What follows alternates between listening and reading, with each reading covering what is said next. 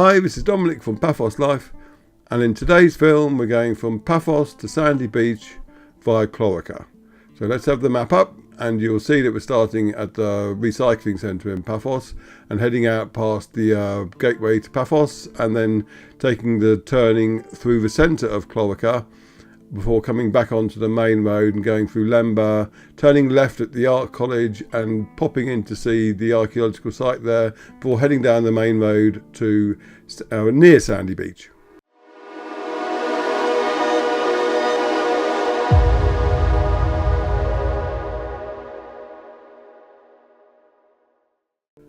Yes, I was actually on my way to park at Sandy Beach so I could do my walk that I've recently published a film of, so now you'll know how to get there if you didn't know already.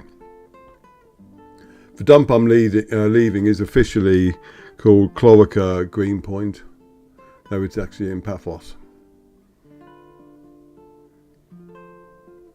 They're open Monday to Saturday.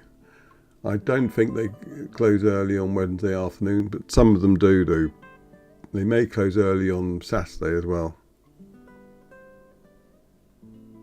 But you can take pretty much anything there. Your green waste, your plastics, your metals, your wood, all sorts. Anyway, we're coming out here, and you have to turn left here. In the past you didn't, but they put little bollards across the way now, so turn left.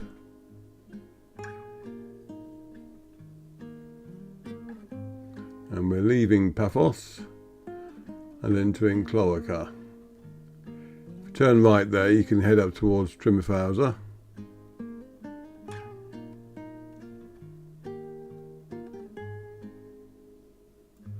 But we're keeping on, and we'll be turning left in a minute.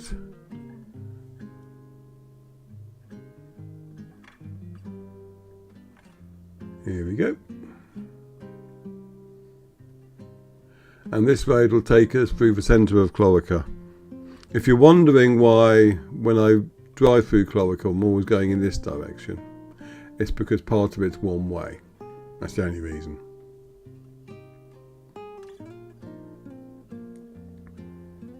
Not sure why it's one way, but it just is.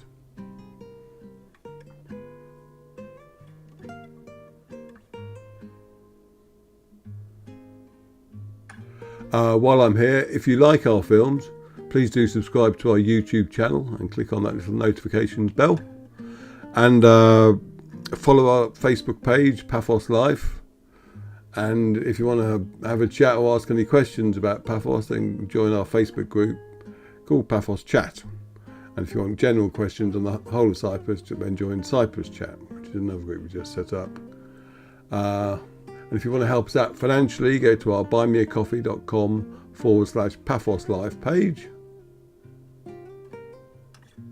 Going past the little stadium there on the left. Or you can go to our new Etsy shop on etsy.com/shop/Paphos Life and buy some Paphos memorabilia from there, like calendars and pictures, all sorts of things that use the pictures that we publish. And we get obviously a commission from that.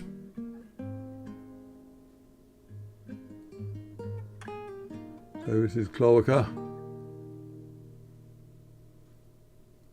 And soon we'll come up to a rather nice, I call it a square, though it's not square shape. And it's got an old church in it as well as a modern one, church as well.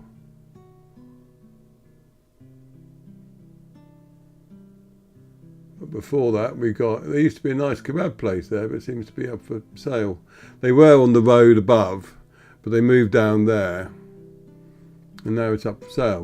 My daughter's devastated because she used to like there, especially their tzatziki. She was very fond of. So hopefully whoever buys it up will continue with the recipe. There's the older church, and the newer one is to the right. You can't see it, and there's not a 360 camera, so I can't show you what it looks like.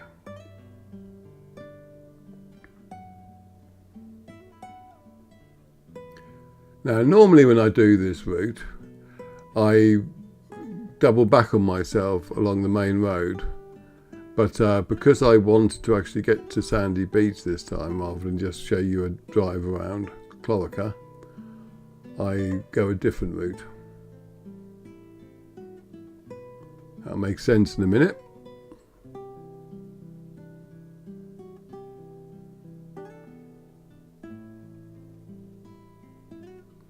See, normally I'd turn left here and then take a first right, and I would end up in Lemba and the Art College via a different route so that I could then come back on myself. But instead we're going to turn up on the main road by Papantonio's on the left and go that way. But you'll see you haven't been missing much in the past when I haven't gotten down this way, because there's not a lot to see on it. Quite a lot of clouds about now, as you can tell from the picture. They brought a tiny bit of rain to Pelemi, but I mean, like a few splashes, not even enough to clean all the dust off the car. But it does mean that the more autumnal stroke wintry weather is on its way, hopefully, because I know the reservoirs need it. But don't worry if you have got a holiday booked in October or even November. It's sunny most days. I mean, the wetter time of the year tends to be over January or February. You will get the occasional storm, but nothing that lasts for prolonged periods. And as I said, we definitely need it. So anyway, we're coming up to Lemba and we're turning left here soon. Now, Lemba Art College, I'm a bit concerned about, because it doesn't, I mean, it's been under renovation for some time now, and it doesn't look, I mean, I thought it had reopened a while ago, but then the fences went back up and it looks a little bit like some of the outer wall has been dismantled, and the outer wall is what the draw is for non-artists who just like to see the quirkiness of it. It does seem to be a bit thinner there than what it used to be. So I'm not sure what's happening there, whether the Art College will be reopening or not. If anyone does know, please let us know. And on the other side of the road here is Lemba Park, which is a very nice place to have a little wander around in. And we're turning right here. Now, Lemba's full of little arty places, colleges and pottery shops. There's one there on the right. I think there's some more on the left. And there used to be a few sculptures on the left, I think, but I can't see them anymore. Whether they fell down, I don't know. Now, the next thing we're coming up to is an archaeological reconstruction of an ancient village. There's about 4 or 3, I can't remember exactly, buildings they made. Once they made it, it was quite nice and it's quite informative, but it's a bit neglected now, I'll say.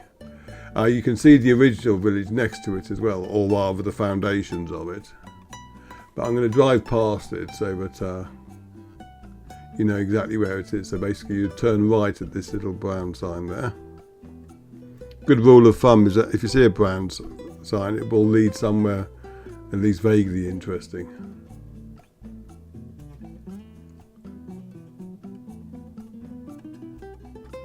It's a nice little avenue.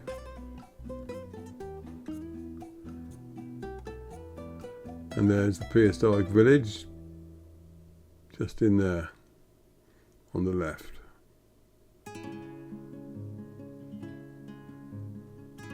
We did an article on it several years ago now. You can just see the buildings they made there. Some of the roofs collapsed at one point, but I think they restored them. As I said, it's not the most scintillating place to go to, but you can make a journey out of that and a few other archaeological sites between Paphos and Coral Bay, and it'd be quite entertaining. That's a possible drive I could do, I suppose. So now there's one in Kisonaga as well. Let's think about that. Anyway, turn right here.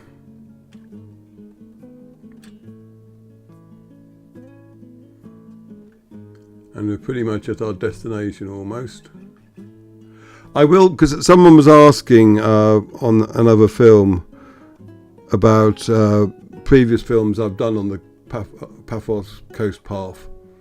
I'll post them links showing them how to get them, but I'll also do an article summarising every article I've done on the coast path and film from Uoskapu all the way to Kisonaga.